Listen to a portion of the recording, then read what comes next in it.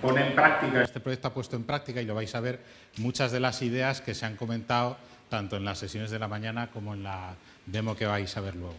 Lowi lo conoceréis todos, es la segunda operadora de Vodafone, salió el año pasado, la segunda marca quiero decir, y salió el año pasado cuando ya estaban en el mercado todas las demás. Estaba Tuenti, estaba Simio, estaba MásMóvil, y Vodafone se planteó marcar la diferenciación a través de un enganche personal con la gente, pues con valores como innovación, foco en el usuario, mucha personalización, etcétera.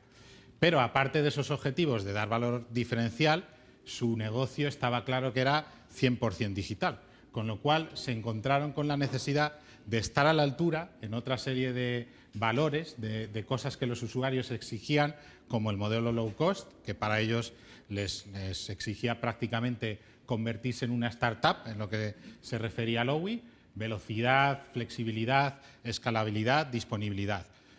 Lo cual era todo un reto para Vodafone, que se encontró en un escenario en el que tenía que jugar con todo el contorno de RP, red, logística, todas las herramientas con las que ya estaba trabajando el propio Vodafone, y sin embargo montar prácticamente una nueva empresa dentro de Vodafone que fuera más rentable, que funcionara siempre, que no se cayera, etcétera, etcétera.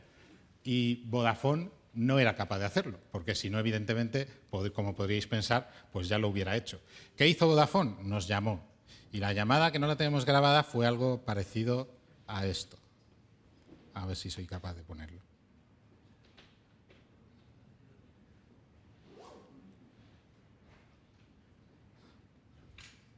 Bueno, no se escucha.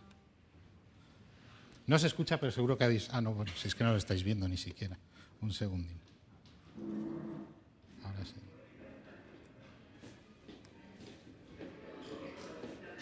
Estoy a 30 minutos de ahí. Llegaré dentro de ti. A ver, un segundín. No sale, se ha quedado bloqueado.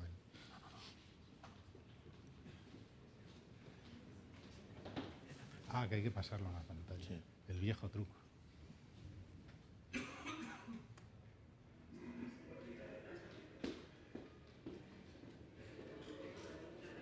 Estoy a 30 minutos de allí. Llegaré dentro de ti. 9 minutos 37 segundos más tarde.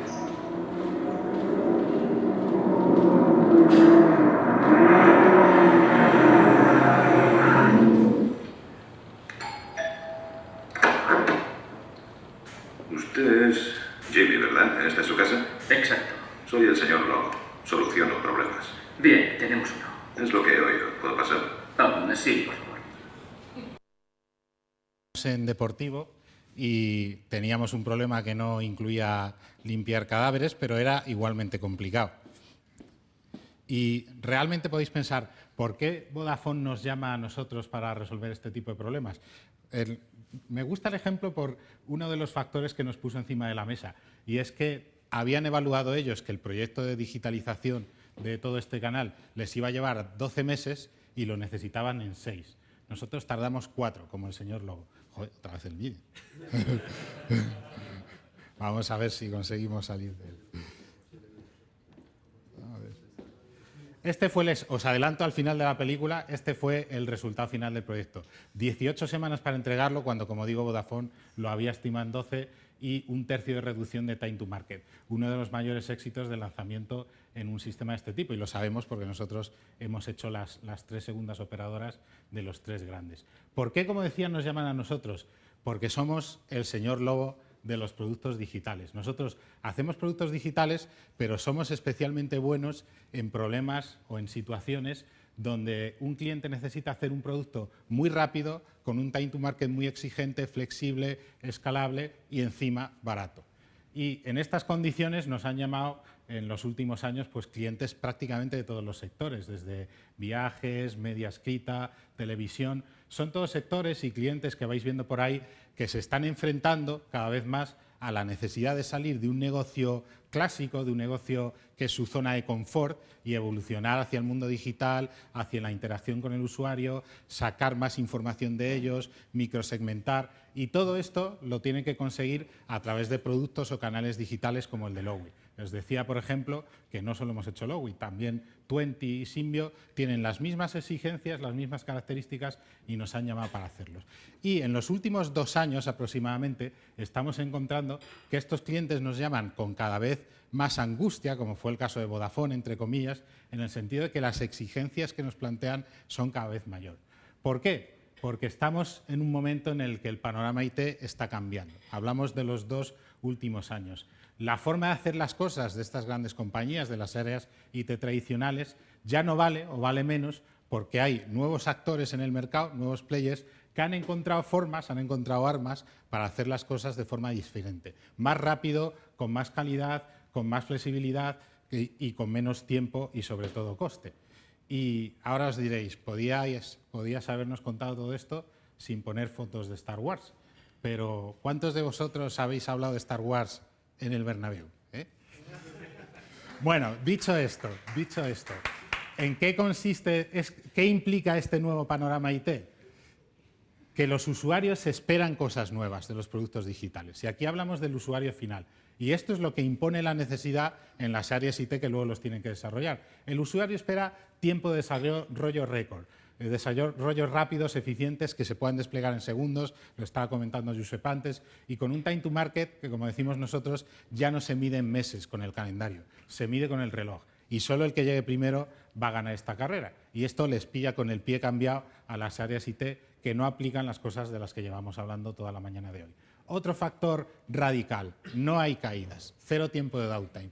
Los buenos tiempos donde todavía eran aceptables los fines de semana en que las cosas iban lentas o ese día que se nos caía la máquina y bueno, pues se ha caído hoy, ¿qué le vamos a hacer? Eso ya no existe, ni mucho menos los mantenimientos planificados. El usuario espera un sistema que no se caiga nunca y punto. Y todos los clientes así nos lo demandan. Más exigencias de los usuarios, flexibilidad. No solo adaptarnos al mercado después de sacar un producto, sino capacidad de adaptarnos según vamos desarrollando el producto a los cambios. Y como comentaba antes también Josep, esa capacidad de innovar, de fallar rápido y a menudo, probar cosas nuevas continuamente. Para eso necesitamos muchísima flexibilidad.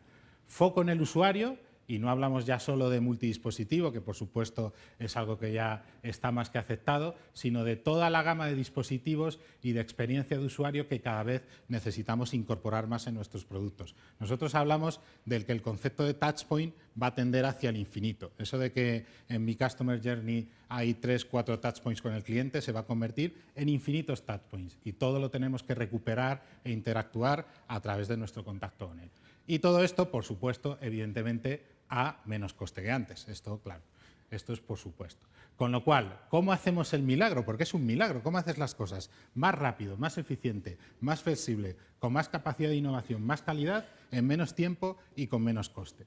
Bueno, pues el milagro nosotros en Paradigma lo ciframos en 3 pilares fundamentales, que son talento, tecnología y metodología.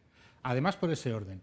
Y no son cambios o no son capacidades que se puedan adquirir fácilmente. De hecho, los analistas, esto lo habréis escuchado varias veces, hablan de que las organizaciones, sobre todo las grandes, las que vienen del mundo no digital, porque claro, es muy fácil para Paradigma o para Capside, que son compañías que han nacido en el mundo digital, que están construidas en torno al talento, adquirir estas capacidades. Pero una empresa que viene de antes lo tiene más complicado. Y para eso los analistas hablan del bimodal IT, de la organización IT de 2 velocidades, en la que tienes tu camión tradicional para las cosas que están más alejadas del usuario final y tienes tu deportivo, tu segunda velocidad, tu velocidad 2, para los productos que realmente no pueden esperar, los que tienen más contactos con el usuario.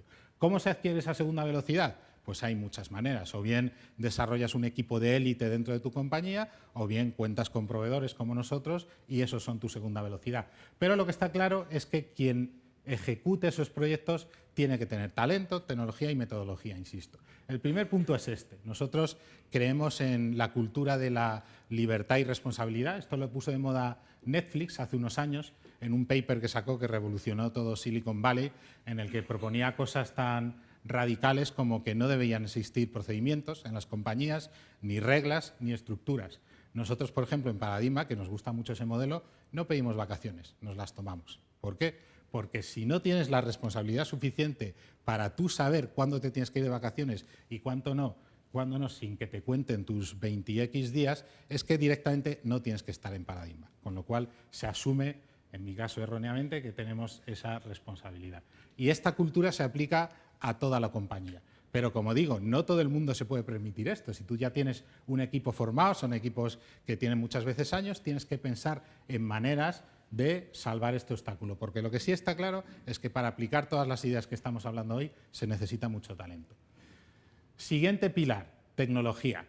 Estamos hablando de un cambio tecnológico en los últimos años radical. Yo recuerdo un profesor que tuve en Teleco, que el primer día de clase, sin mediar palabra antes, se puso en la mesa, nos miró así a todos y dijo: tenéis que asumir una cosa, el 80% de todos los que estáis aquí vais a suspender. Y eso, dicho así, duele y te hace pensar las cosas dos veces. Y yo os voy a decir algo parecido. El 80% de las compañías a día de hoy desarrollan con arquitecturas y tecnologías obsoletas. No tiene por qué ser vuestro caso, porque al menos estáis aquí y eso significa que o bien estáis cambiando o bien estáis en disposición de cambiar. Pero lo que sí está claro es que estamos en un momento temporal en el que o se cambia rápidamente o te vas a quedar obsoleto muy rápido. Todos los analistas coinciden en decir que estamos en la era de la tercera plataforma. La primera plataforma eran los mainframes, etcétera, los terminales verdes, y llevamos 25 años nada menos viviendo de la segunda plataforma, que era la que se inventó cuando el Netscape y estas cosas, lo del cliente-servidor. Pero es que no nos hemos movido de ahí realmente a nivel tecnológico. Ha habido pequeños avances, pero nada tan radical como lo que tenemos ahora, la famosa tercera plataforma, que básicamente se basa en distribución, Big Data, NoSQL, Cloud, multicanal. Y estos son cambios que realmente nos dan armas, esas armas que comentábamos al principio, para hacer las cosas de otra manera. Estamos hablando de arquitecturas con bajo acoplamiento, basadas en microservicios, resistentes al fallo, elásticas, que realmente se diseñan en forma horizontal, puramente horizontal y con muy bajo coste, y que realmente escalan completamente. No tienen ningún coste de escalado que no escale hasta el infinito, si se quiere. Y esto, desgraciadamente, y digo desgraciadamente porque la mayoría de los que estamos aquí venimos del área técnica, supone un cambio de mentalidad fuerte, porque nos han machacado a fuego la idea de que la consistencia es una religión y de muchas formas de desarrollar que ahora, sin embargo, se están rompiendo. Ahora hablamos de darle prioridad a la distribución, a la ligereza, a la agilidad y a que es mucho mejor tener 20 máquinas medias que 3, 4, 5 máquinas muy caras. El escalado horizontal puro y esa idea famosa, lo del teorema CAP, que no me voy a parar a contar, de que la consistencia, la no consistencia, no es el fin del mundo. Y lo contaba antes Josep, casi siempre es mejor que yo te dé una respuesta aproximada, que es como nos comportamos los humanos realmente, a que te dé un error 404, aunque esa respuesta no sea exacta o suponga darte un dato de ayer. Y aunque estemos hablando de banca y te esté dando un saldo que era el que tenías ayer y no justo el que tengas hoy, pues siempre será mejor una aproximación, o al menos casi siempre, que un error. Y por último, el concepto de fail gracefully, que es lo mismo que decir no falles. Lo comentaba antes también Josep. Todo falla, todo el software falla, eso no ha cambiado nunca. Pero ahora tenemos la capacidad para, a nivel software, conseguir aminorar el fallo, conseguir elementos autónomos que se comportan de tal manera que cuando uno de ellos falla, el resto es capaz de fallar gracefully, de no caerse enteramente, de darte algo alternativo a lo que estabas buscando, pero que todavía te da servicio. Con lo cual, sin extenderme, estas tecnologías están cambiando la forma de entender el software y realmente son armas nuevas que antes no teníamos y que hay que adquirir, porque si no las adquirimos, la competencia nos va a barrer. Metodología, puntos metodológicos. De esto hemos hablado y se va a hablar más adelante, no me voy a extender aquí mucho, pero la capacidad de desplegar en producción casi automáticamente, casi en el momento, es vital en un entorno donde nos están exigiendo un time to market radical. Y aquí nosotros siempre, cuando hablamos con un cliente, le decimos que se haga esta pregunta. ¿Cuánto tiempo pasa desde que tienes un cambio que ha afectado a una sola línea de código, nada más, hasta que eres capaz de ponerlo en producción? Y hay clientes que tardan meses, esto es real. Clientes donde está tan separado el mundo del desarrollo software del mundo de producción, por decirlo así, o del antiguo sistemas, que las ventanas de mantenimiento para corregir fallos, probar, etcétera, etcétera, en sistemas críticos son de meses. Y esto está funcionando así. Imaginaos esta gente el concepto de time to market que pueden llegar a tener. Semanas. Este es el escenario en el que está la media de compañías en España, a través de la información que nosotros tenemos, de hablar con clientes, etcétera. No está mal, son escenarios en donde ya se han incorporado herramientas tipo integración continua, control de versiones, etcétera, etcétera, pero estamos aún muy lejos de los 1000 despliegues a la hora de Amazon que se comentaban antes. Si nos vamos a días, que es el tiempo que tardó este barco en dar la vuelta al mundo por primera vez, estaríamos ya en un escenario próximo al óptimo. Somos capaces de automatizar prácticamente todo el ciclo de pruebas y todo el ciclo de despliegues de nuestro software, pero todavía no nos atrevemos a, como hacen Amazon o Netflix, darle al botón y desplegar tal cual. Eso solo se consigue cuando tienes todo el ciclo de continuous delivery y puedes llegar a desplegar en segundos. ¿Por qué? Porque tienes todo automatizado, no solo la parte de integración continua, sino toda la parte de despliegues. Tienes el modelo de DevOps completamente asimilado. Aquí no voy a entrar más en detalle, hemos hablado a lo largo de la mañana de él. Y tienes además elasticidad, que es el elemento que te falta para realmente ser capaz de darle un botón y desplegar como hace Netflix o hace Amazon. Porque claro, si tú has hecho un cambio que va a requerir más carga dentro de tus máquinas y no tienes un soporte elástico por detrás, por mucho que sepas que el software va a funcionar, no lo puedes desplegar por miedo a que eso provoque una ralentización de la arquitectura. Por eso Cloud, en ese sentido, es el complemento perfecto a Continuous Delivery y permite llevar los indicadores de automatización, time to market, etcétera, al máximo y cumplir con la definición de Martin Fowler, la capacidad de desplegar en producción en cualquier momento. Y que se basa al final, si hacemos un zoom, en la utilización de una serie de tecnologías en todo el ciclo de vida de desarrollo software, no ya en la parte inicial, que quizás son las más comunes y las que el que más o el que menos conoce, las que están en semanas de tiempo de despliegue, probablemente tenéis todo esto dominado, pero toda esta parte de aquí es la más innovadora y la que nos permite llegar a ese concepto de releases pequeñas, cada día, cada hora, etcétera, etcétera. Y no son tecnologías fáciles, ¿eh?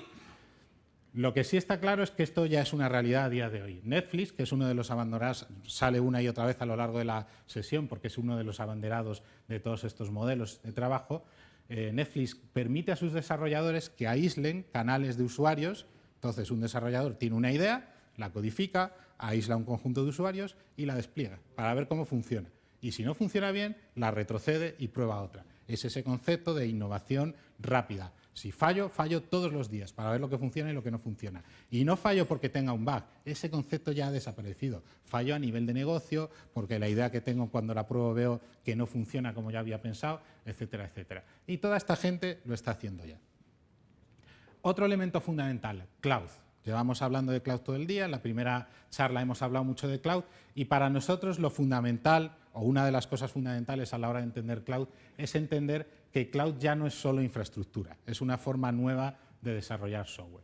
Y me explico, lo más famoso de cloud o lo que más repercusión pública ha tenido es lo que nosotros llamamos el cloud 1.0, su aspecto de infraestructura como servicios. La capacidad de haber sustituido toda la evolución que ha habido en los últimos años, desde cuando en los 80 teníamos nuestras maquinitas en nuestra casa, en nuestra oficina, hasta luego cuando las movimos a data centers, cuando esos data centers adquirieron capacidades de virtualización, hasta que finalmente, pues hace 4 o 5 años, surgió la nube como infraestructura como servicio y como entorno donde la elasticidad es total.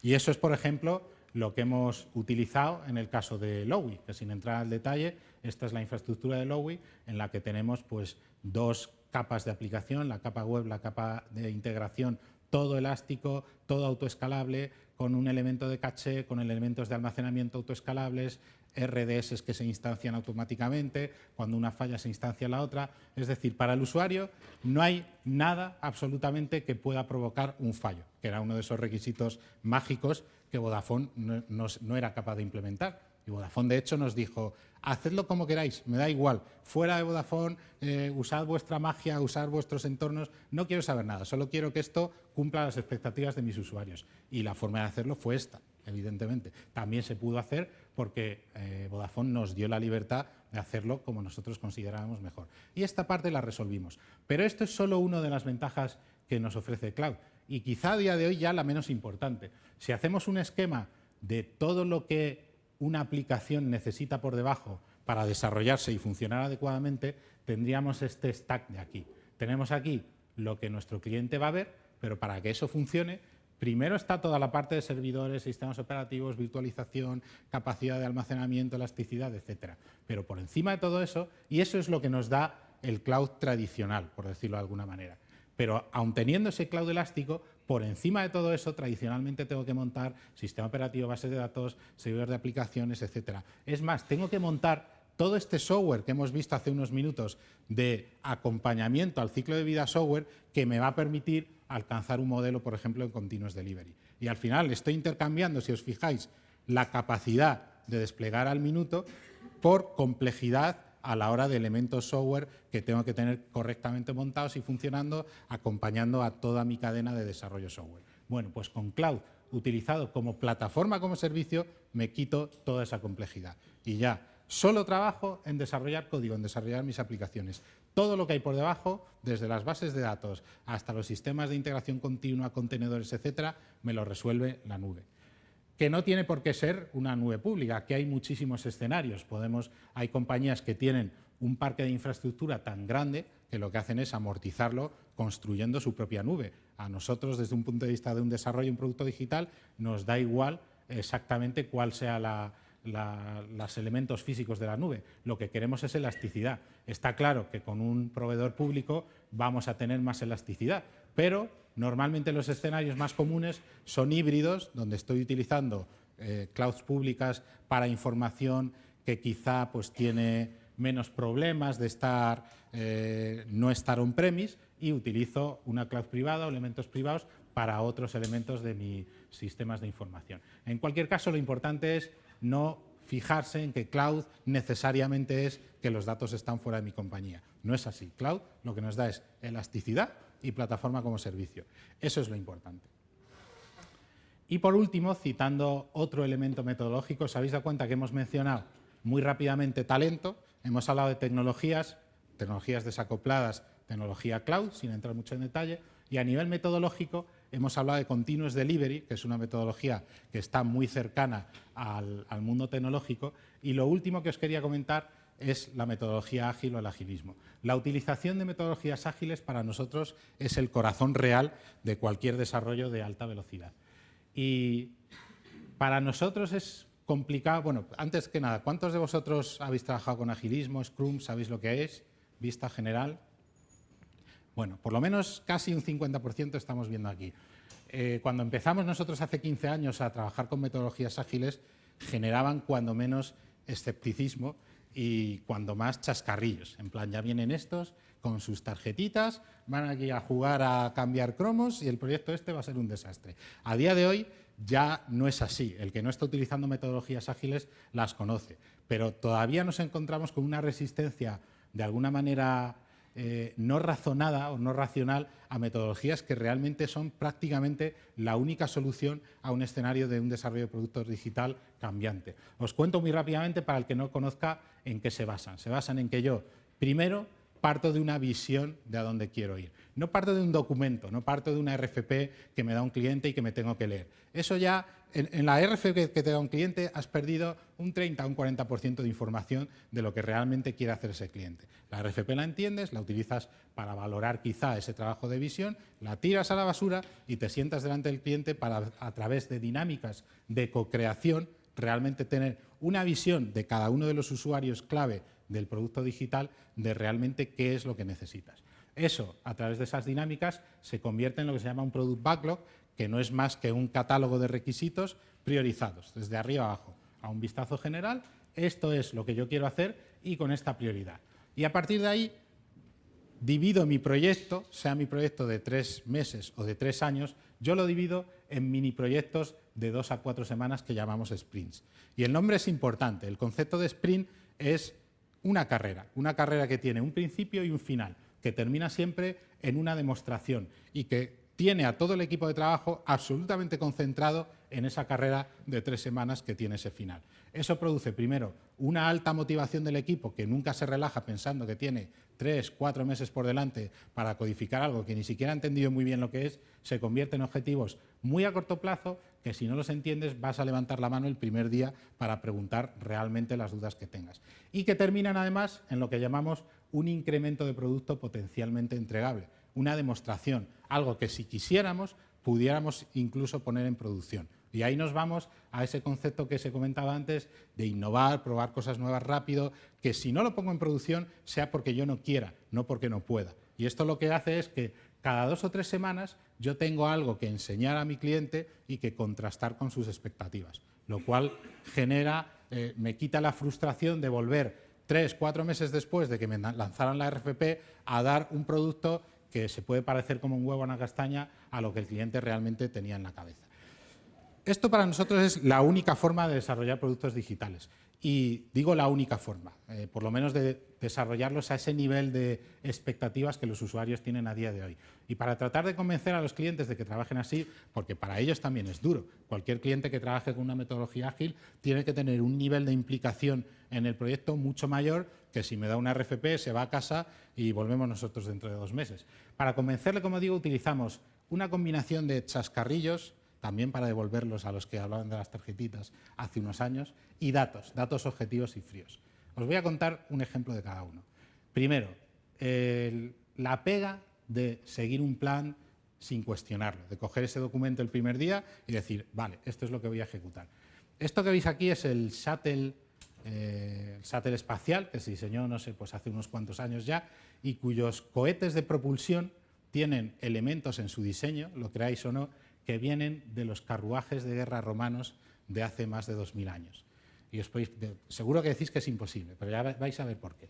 Estos propulsores, los cohetes que realmente impulsan al shuttle, tienen elementos solidarios que no se pueden trocear, con lo cual, como tenían que trasladarlos desde la fábrica que estaba en Utah hasta Cabo Cañaveral, tenían que pasar por túneles que tenían una anchura.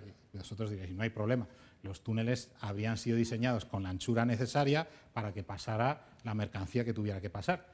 Pero no, los túneles se diseñaron con un plano que marcaba que el ancho tenía que ser el de la vía, que era curiosamente algo así, como si no recuerdo mal, 4 pies y 8,5 pulgadas, un número rarísimo, que si tiras de la cuerda viene del plano que los inmigrantes ingleses utilizaron para hacer las primeras vías 100 y pico años atrás cuando entraron en Estados Unidos.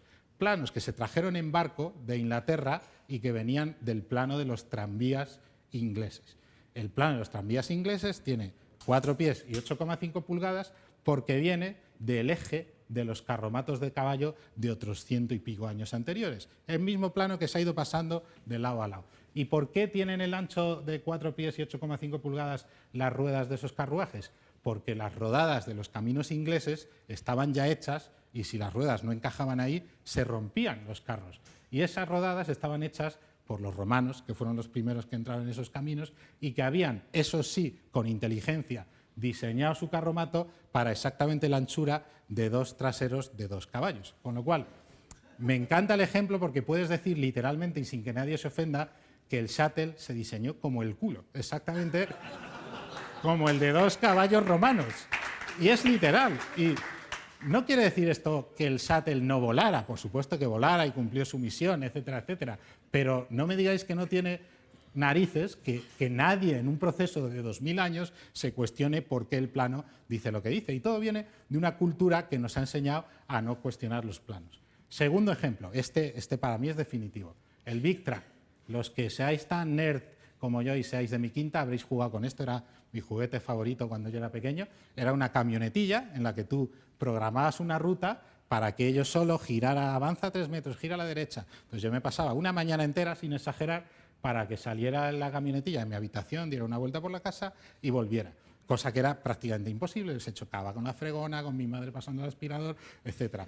Ocurría de vez en cuando. Y ahora puedes pensar, ¿y por qué esa tecnología no se utiliza en los coches estos que conducen solos? Si podría hacerse. Tú tienes información de GPS. No puedes programar un coche para que vaya solo de Madrid a Barcelona. A nadie se le ocurre pensar que sin intervención sin análisis del entorno, que es realmente lo que se hace, un coche puede ir a Madrid, a Barcelona, de Madrid a Barcelona sin chocarse con nada. Y sin embargo, por alguna razón, sí creemos que un proyecto puede ir desde el documento de requisitos hasta el final, X meses después, sin interactuar con nada ni con nadie y que eso llegue a buen puerto.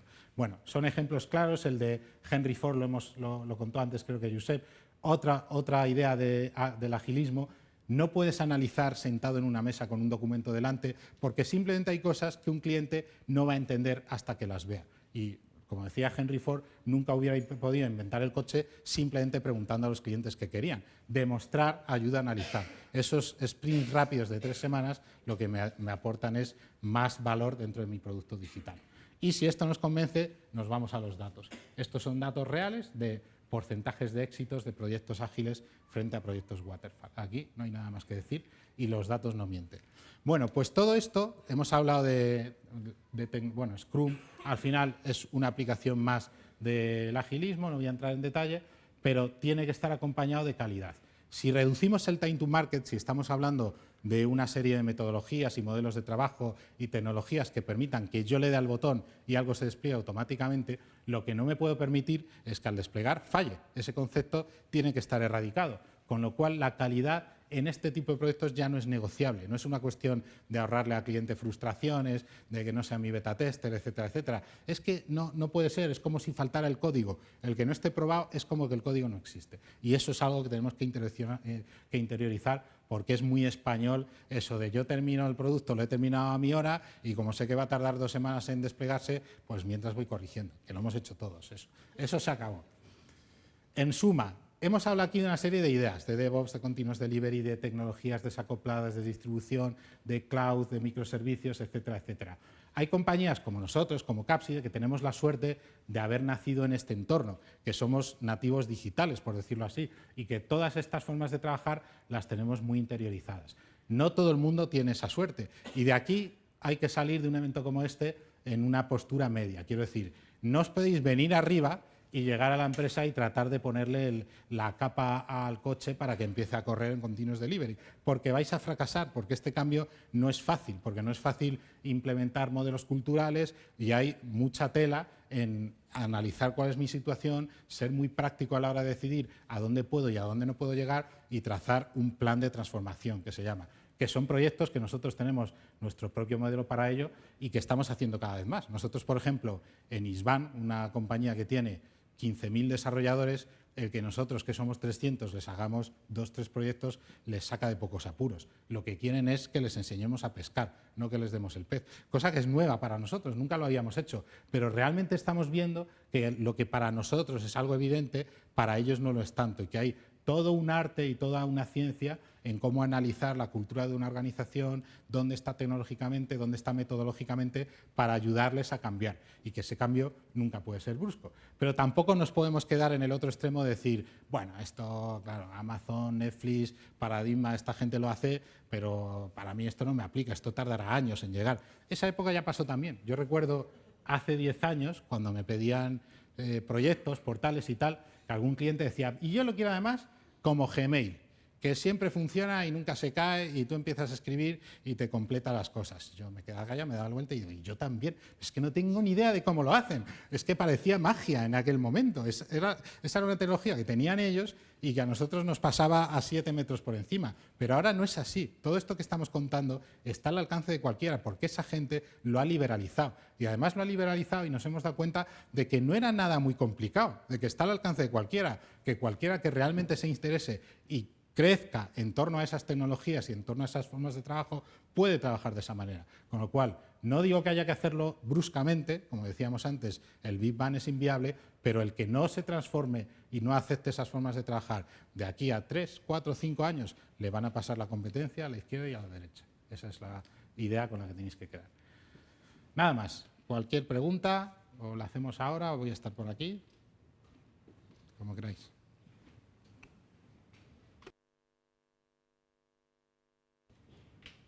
Muy bien, pues nada, muchas gracias. Hablamos.